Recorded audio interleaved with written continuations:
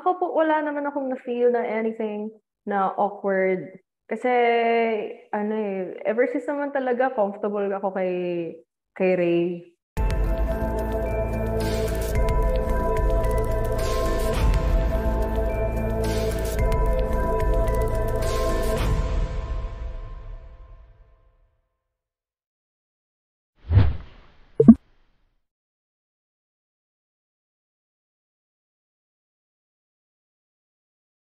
Ano siya parang different experience kasi siya for me. Like, I'm used to seeing kasi Jules pagka working sa All Out Sundays and hosting sa The Clash, and of course on a normal basis pagka bumibisita ako sa kanila or lumalabas kami. Pero ito talagang movie, bago siya for me na kasama ko siya sa ganito eh. Especially pagka may talagang important na eksena, like sabihin natin intimate scene with her. Hindi siya parang hindi mo siya pwedeng hugutin na kasi ay si Jules naman kasi yan, so okay yan. Kasi iba pa rin yung hindi naman kayo yun eh, like si Miguel at si Hope yun eh. Nakatulong lang din na komportable kami sa bawat isa. So, pero yung attack pag may mga ganong eksena is something new pa rin sa amin. So, yung process na doing yung mga scenes namin, yung heavy scenes, kilig scenes, or kung intimate scenes man yan, it's talaga bagong experience for the both of us. So parehas kami nagtutulungan and ganoon naman kasi talaga kami, we support each other naman talaga sa kahit anong paraan na pwede namin gawin. So I think yun yung naging pinaka-key talaga is nagtulungan kami. Parang walang talagang pantay talaga yung lumabas siya, pantay talaga. Right? Right? Yan na. Naghang na siya eh. So sobrang Yes, he said everything. Naghang ba ako? Naghang na ako, di ba? Am I right? Am I right? Okay na, nakabalik na. Amazing. So parang okay, go. No, hindi. Sabi niya ni lahat eh. Yeah, kasi nakatulong na lang din na, syempre, of course, as Hope and Miguel, nakatulong na lang din talaga na si Ray yung kasama ko sa mga scenes na yon. Kasi we felt the need that we had to take care of each other and support each other as much as possible and as much as we can.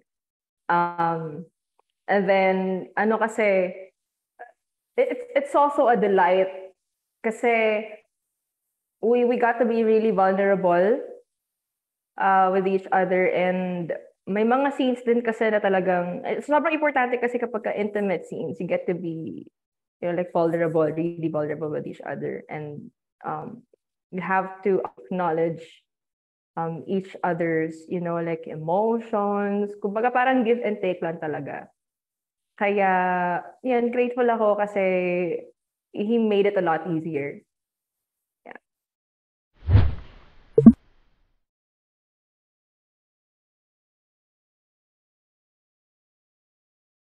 Ako po, wala naman akong na-feel na anything na awkward. Kasi, ever since naman talaga, comfortable ako kay Ray. Tsaka parang, hindi ko na kasi kailangan mag-pretend sa kanya. So, kung ano yung nafe-feel ko at the moment, yun din, as in like, parang in the moment siya. And, siya, we also respect each other's emotions, kung ano ibabato namin sa bawat eksena. And yeah, he really did take care of me. Pag may mga scenes na ganon. Actually, yung mga intimate scenes naman, not necessarily like in the physical or something like that.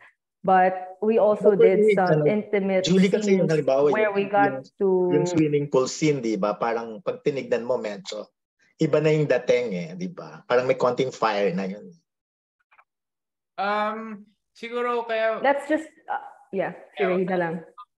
Walang masyadong awkwardness kasi like kahit naman kunyari, ang atake kasi doon kahit kunyari hindi kami ni Jules so magkatrabaho. Like hindi naman yan kukunan right away. Like, you have to build the rapport and the chemistry, Yes.